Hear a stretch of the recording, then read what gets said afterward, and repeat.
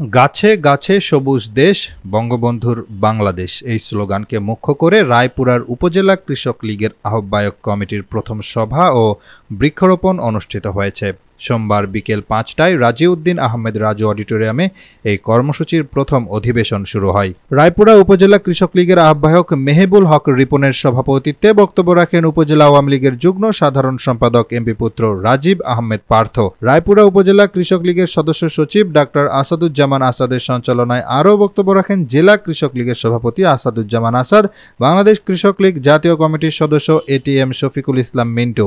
এ সময় অন্যান্যদের মধ্যে উপস্থিত ছিলেন আওয়ামী লীগের সিনিয়র সহ সভাপতি অ্যাডভোকেট ইউনুস আলী ভূঁইয়া, উপজেলা আওয়ামী লীগের অর্থ বিষয়ক সম্পাদক ও ইউপি চেয়ারম্যান মঞ্জুরে লাহিব, উপজেলা যুগ্ম আহ্বায়ক রাজীব আহমেদ পার্থ কৃষক লীগের আহ্বায়ক কমিটিকে ফুলেল তোড়া দিয়ে বরণ করেন। পরে তিনি বলেন, আগামী ২ মাসের ভিতরে পূর্ণাঙ্গ কমিটি ঘোষণার তাগিদ দেই। পরে বৃক্ষরোপণের দ্বিতীয় অধিবেশনে অডিটোরিয়াম মাঠে বিভিন্ন প্রকার ফলের গাছ রোপণের মাধ্যমে বৃক্ষরোপণ কর্মসূচি শুভ উদ্বোধন করেন রাজীব আহমেদ পার্থ।